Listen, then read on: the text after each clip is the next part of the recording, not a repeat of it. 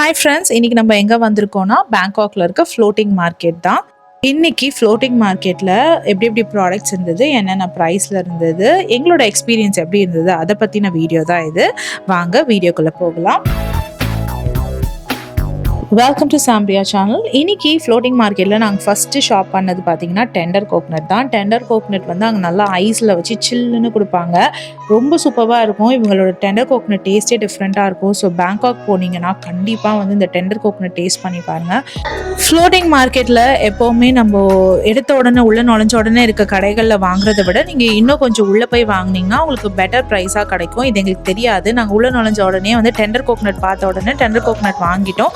80 பாத் அப்படி இருந்தது. உள்ளே போனீங்கன்னா உங்களுக்கு இன்னமும் வந்து காஸ்ட் கம்மியாக கிடைக்கும்.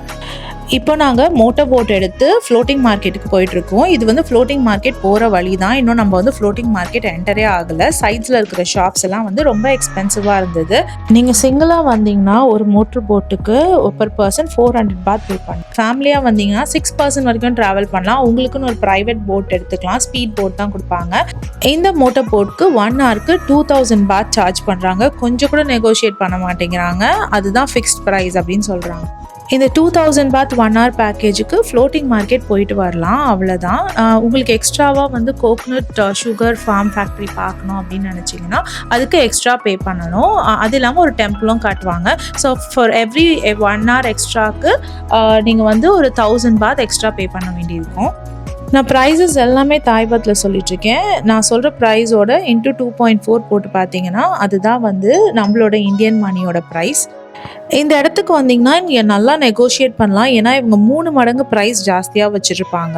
இங்கே ஷாப் கீப்பர்ஸை தவிர வேறு எந்த தாய்லாந்து பீப்புளையும் நீங்கள் பார்க்க முடியாது. இது வந்து ஒரு டூரிஸ்ட் ஸ்பாட். நம்மள மாதிரி வெளியூர்லேருந்து வரவங்க மட்டும்தான் வந்து இந்த இடத்துக்கு வருவாங்க. நம்மளுக்கு தான் வந்து இந்த இடம் புதுசாக இருக்கும். ஃப்ளோட்டிங் மார்க்கெட் ஆக்சுவலாக நடந்து கூட போய் பார்க்கலாம். நடந்து போனோன்னா அது ஃப்ரீ தான். இல்லை நான் வந்து போட்டில் ரைட் பண்ணி ஒரு ஷாப் பண்ணி பார்க்கணும், இந்த ஃப்ளோட்டிங் மார்க்கெட் எக்ஸ்பீரியன்ஸ் அனுபவிக்கணும் அப்படின்னு நினச்சோன்னா நம்ம வந்து இந்த மாதிரி ஒரு ஸ்பீட் போட் எடுத்துகிட்டு வரலாம். இந்த மாதிரி ஊருக்கு வரும்போது இதெல்லாம் நம்ம எக்ஸ்பீரியன்ஸ் பண்ணி பார்க்கணும் இல்லையா. Tender coconut ice cream, mango with sticky rice, இதெல்லாம் வந்து இங்கே ரொம்ப ரொம்ப ஃபேமஸான ஃபுட். இந்த ஒரு டெண்டர் கோகனட் ஐஸ்கிரீம் 150 பாத் சொன்னாங்க. இந்த மேங்கோ பீசஸுமே 150 பாத் சொன்னாங்க. ஆனால் நம்ம நெகோஷியேட் பண்ண உடனே ஒரு 100 பாத் கொடுத்தாங்க. இந்த மாதிரி கெனால் சைடில் நீங்கள் பார்த்தீங்கன்னா அழகழகாக அந்த தாய்லாந்து மக்களோட வீடுகள் இருக்கும். எல்லா வீட்லேயும் வந்து ஒரு போட் வச்சுருக்காங்க இந்த மாதிரி இந்த கெனாலில் போகிறதுக்காக. மழை காலத்தில் இந்த இடம் எப்படி இருக்கும்னு எனக்கு ஐடியாவே இல்லை.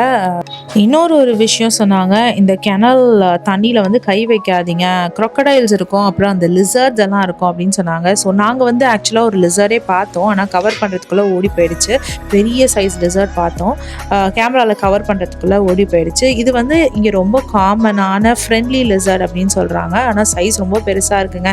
நம்ம வீட்டு செவுத்தில் இருக்கிற மாதிரி குட்டி லிசர்ட் கிடையாது. நல்ல பெரிய லிசர்ட் இருந்தது. க்ரொக்கடைல் சைஸில் இருந்தது. ஸோ இப்படி நம்ம ஸ்பீட் போட்டில் பார்த்துட்டு போகும்போது அவங்களோட வீடு, அவங்களோட வாழ்க்கை முறை இதெல்லாம் நம்மளால் பார்க்க முடியுது. இந்த மாதிரி இடத்துல அனகோண்டா ஸ்னேக் கூட இருக்கும்னு சொல்லி கேள்விப்பட்டேன். ஏன்னா இங்கே வந்து அனகோண்டாஸ்லாம் இன்னும் இருக்குது அப்படின்னு சொல்லிட்டு கேள்விப்பட்டேன். ஏன்னா இங்கே ஜூவில் கூட அனகோண்டா ஒன்று வச்சுருந்தாங்க. அதனால் ஃப்ளோட்டிங் மார்க்கெட் போனால் இந்த தண்ணியில் கையை விட்டு ஆட்டிகிட்டு இருக்காதீங்க. அது வந்து very very dangerous. Speed boat தான், மோட்டர் போட் வந்து செம்ம ஃபாஸ்ட்டாக தான் போயிட்டு இருந்தது. இருந்தாலும் வந்து இந்த விஷயம்லாம் கேள்விப்பட்ட உடனே எங்கடா எகிரி எதுனா உள்ளே குதிச்சிட போதும்னு ஒரு பயம் இருக்க தான் செஞ்சிச்சு. நாங்கள் இவ்வளோ தூரம் ட்ராவல் பண்ணி வந்தோம். இதுதான் ஃப்ளோட்டிங் மார்க்கெட் அப்படின்னு நினச்சிட்ருக்கோம். ஆனால் அந்த ஸ்பீட் போட்டில் வந்த அவர் சொன்னார், இதுதான் வந்து ஃப்ளோட்டிங் மார்க்கெட், இங்கேருந்து தான் ஆரம்பிக்குதுன்னு சொன்னாங்க. போய் ஒரு டேர்ன் எடுத்தாங்க, அங்கேருந்து தான் ஃப்ளோட்டிங் மார்க்கெட் ஆரம்பிக்குதுன்னு சொன்னாங்க. ஸோ இந்த பிளேஸ் தான் நம்ம இப்போ போக போகிற பிளேஸ் தான் ரியல் ஃப்ளோட்டிங் மார்க்கெட். இங்கே வந்து நிறைய கடைகள் இருந்தது. இங்கே ப்ரைஸுமே வந்துட்டு வெளியில் கொஞ்சம் தூரத்தில் இருந்ததை விட இங்கே வந்து ப்ரைஸ் ரொம்ப கொஞ்சம் சீப்பராகவே இருந்தது.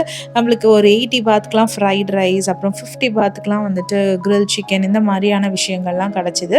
ஃப்ளோட்டிங் மார்க்கெட்டுன்ற பேருக்கு ஏற்ற மாதிரி நிறைய பேர் போட்டில் வச்சுட்டு நிறையா பொருட்களை விற்றுட்டு இருந்தாங்க. பனானாஸ், ஃப்ரூட்ஸு, நிறைய ஃபுட் ஐட்டம்ஸ் இருந்தது. டிஃப்ரெண்ட் ஃபுட் ஐட்டம்ஸ் இருந்தது.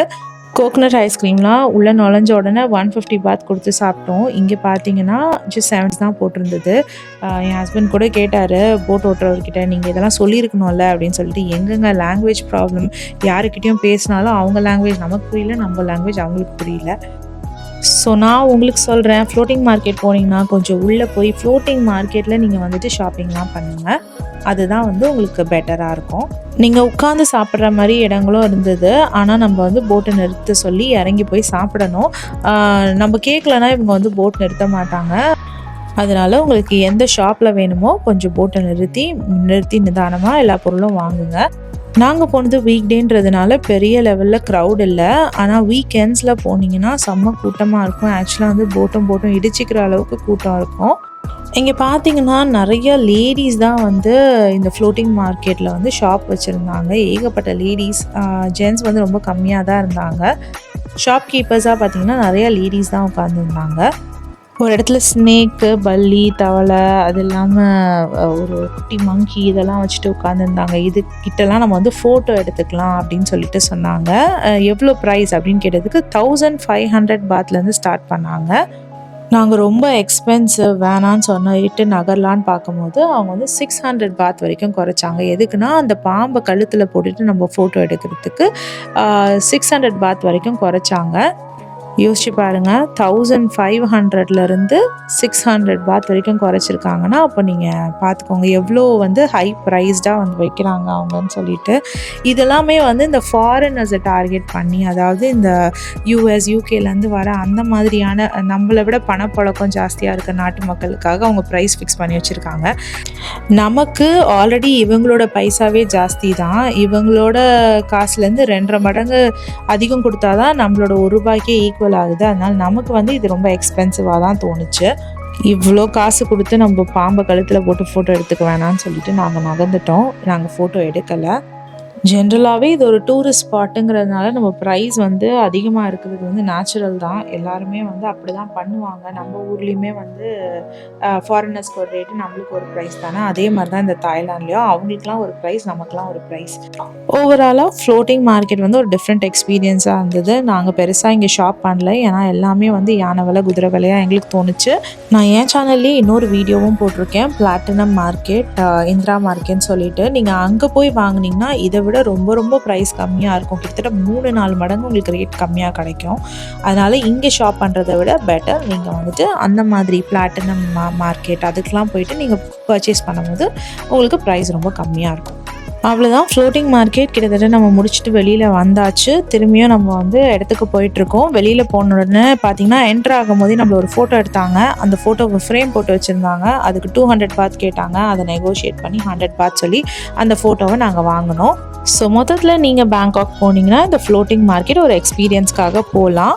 பட்டாயாலையும் ஃப்ளோட்டிங் மார்க்கெட் இருக்குது, ஆனால் அது இதை விட சின்னதாக இருக்கும்னு கேள்விப்பட்டேன். நீங்கள் இந்த ஃப்ளோட்டிங் மார்க்கெட் போகும்போது மோட்டர் போட் ஆப்ட் பண்ணும்போது எடுத்த உடனே நீங்கள் வந்து ₹3000 பேக்கேஜ் புக் பண்ணாமல் 2000க்கு 1 hour புக் பண்ணிவிட்டு உங்களுக்கு பிடிச்சிருந்தா எக்ஸ்டெண்ட் பண்ணிக்கோங்க.